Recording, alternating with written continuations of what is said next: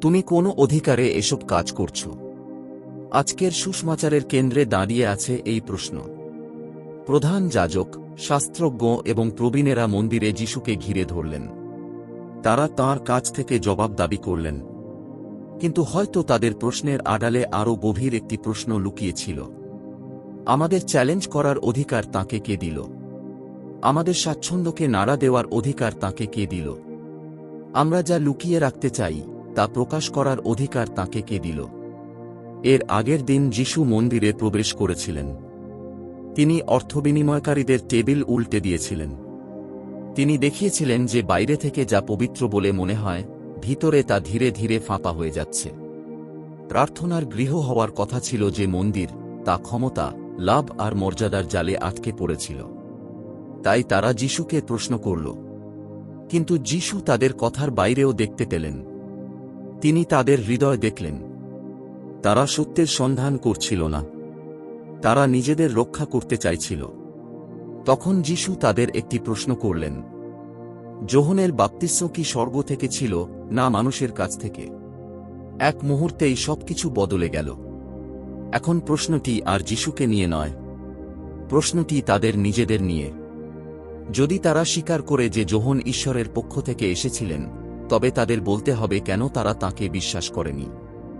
আর যদি বলে যে তিনি মানুষের পক্ষ থেকে এসেছিলেন, তবে তারা জনগণের প্রতিক্রিয়াকে ভয় পায়। তারা উত্তর জানত, তবুও তারা ভয় পেল। প্রভাব হারানোর ভয়, সম্মান হারানোর ভয়, সত্য তাদের কাছ থেকে কি দাবি করবে সেই ভয়। আর হয়তো সেই কারণেই আজকের সুসমাচার আমাদের হৃদয়কে স্পর্শ করে, কারণ সেই ভয় আজও আমাদের মধ্যে বেঁচে আছে। যখন ঈশ্বরের বাক্য আমাদের পরিবর্তনের জন্য আহ্বান জানায়, তখন কি আমরা কখনো পিছিয়ে যাই না? যখন ক্ষমা করার সময় আসে, তখন কি আমরা দ্বিধা করি না? যখন প্রভু আমাদের অহংকার ছেড়ে দিতে বলেন, তখন কি আমরা প্রতিরোধ করি না? তাদের ভয় আমাদের ভয় হয়ে ওঠে, তাদের সংগ্রাম আমাদের সংগ্রাম হয়ে ওঠে। কয়েক বছর আগে ক্যালিফোর্নিয়ায় কিছু বৌদ্ধ তীর্থযাত্রী একত্রিত হয়েছিলেন। তারা ইতিহাসের এক বেদনাদায়ক অধ্যায় স্মরণ করতে এসেছিলেন, যখন চীনা অভিবাসীরা বৈষম্য ও সহিংসতার শিকার হয়েছিল। কিন্তু সেই সমাবেশ প্রতিশোধের জন্য ছিল না, সেটি ছিল আরোগ্যের জন্য। প্রার্থনা, স্মরণ এবং সহমর্মিতার মাধ্যমে তারা তিক্ততার পরিবর্তে পুনর্মিলনকে বেছে নিয়েছিল। তাদের সাক্ষ্য আমাদের একটি গভীর সত্য শেখায়। ঘৃণা ক্ষতকে খোলা রাখে, ভালোবাসা ক্ষতকে আরোগ্য করতে শুরু করে। আমাদের দেশেও আমরা এর প্রতিধ্বনি দেখেছি। মহাত্মা গান্ধী আমাদের শিখিয়েছেন যে সত্য ও অহিংসা অনেক সময় শক্তির চেয়েও শক্তিশালী। তাঁর সবচেয়ে বড় বিজয় ছিল প্রতিপক্ষকে পরাজিত করা নয়, বরং মানুষের হৃদয় পরিবর্তন করা।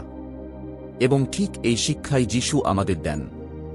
পৃথিবী শক্তিকে অন্যদের নিয়ন্ত্রণ করার ক্ষমতা হিসেবে দেখে, যিশু শক্তিকে ভালোবাসার ক্ষমতা হিসেবে প্রকাশ করেন। তাঁর শক্তি সেবার মধ্যে প্রকাশিত হয়, তাঁর মহত্ব বিনয়ের মধ্যে প্রকাশিত হয়, তাঁর বিজয় আত্মসমর্পণকারী ভালোবাসার মধ্যে প্রকাশিত হয়। তাঁর হাত কুষ্ঠরোগীদের স্পর্শ করে, তাঁর কণ্ঠ পাপীদের ক্ষমা করে। তাঁর পদক্ষেপ সেই সব মানুষের দিকে এগিয়ে যায় যাদের পৃথিবী প্রত্যাখ্যান করে।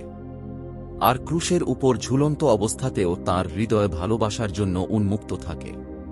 তাই গির্জা নোস্ত্রা এটাতে আমাদের স্মরণ করিয়ে দেয় যে যদি আমরা অন্যদের ভাইবোন হিসেবে গ্রহণ না করি, তবে আমরা সত্যিকার অর্থে ঈশ্বরকে আমাদের পিতা বলতে পারি না। এই কথাগুলো আজও সমানভাবে প্রাসঙ্গিক। আমরা এমন এক পৃথিবীতে বাস করছি যেখানে বিভাজন অনেক সময় সংলাপের চেয়ে জোরে কথা বলে, যেখানে অবিশ্বাস বিশ্বাসের চেয়ে দ্রুত ছড়িয়ে পড়ে, যেখানে মানুষকে একে অপরকে ভয় করতে শেখানো হয়। কিন্তু খ্রিস্ট সবসময় আমাদের অন্য একটি পথ দেখান, করুণার পথ, বোঝাপড়ার পথ, সাক্ষাতের পথ, ভালোবাসার পথ। আজকের আসল প্রশ্ন এই নয় যে যিশুর অধিকার আছে কি নেই। আসল প্রশ্ন হল, আমার হৃদয়কে শাসন করছে কে? ভয়, অহংকার, তিক্ততা, নাকি খ্রিস্ট? কারণ যা আমাদের হৃদয়কে শাসন করে সেটাই আমাদের জীবনকে গড়ে তোলে। যদি ভয় শাসন করে, তবে আমরা দেয়াল গড়ে তুলি। যদি অহংকার শাসন করে, তবে আমরা নিয়ন্ত্রণ চাই। কিন্তু যদি খ্রিস্ট শাসন করেন, তবে আমরা সেতুবন্ধনকারী হয়ে উঠি। আমরা তা দেখি পরিবারে, যখন কেউ হিসাব রাখার পরিবর্তে ক্ষমাকে বেছে নেয়। আমরা তা দেখি কর্মক্ষেত্রে, যখন কেউ ব্যক্তিগত লাভের চেয়ে সততাকে বেছে নেয়। আমরা তা দেখি গির্জার জীবনে, যখন সম্মানের চেয়ে সেবাকে বেশি গুরুত্ব দেওয়া হয়। যেখানেই অহংকারের উপর ভালোবাসা বিজয়ী হয়, সেখানেই খ্রিস্ট কাজ করছেন। আর কয়েক মুহূর্তের মধ্যেই আমরা পবিত্র ইউখারিস্ট গ্রহণ করতে এগিয়ে যাব। আমরা তাঁকেই গ্রহণ করব, যিনি তাঁর মহিমা সিংহাসন থেকে নয়, বরং ক্রুশ থেকে প্রকাশ করেছিলেন।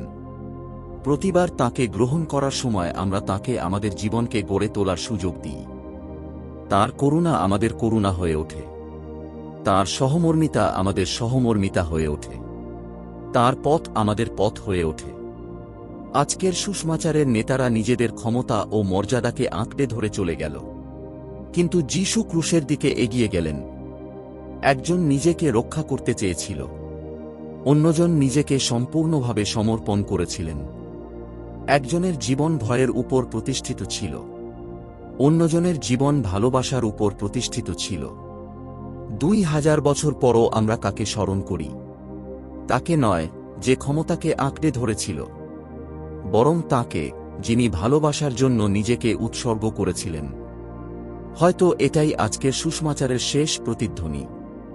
যা আমরা আঁকড়ে ধরে রাখি, একদিন তা হারিয়ে যায়।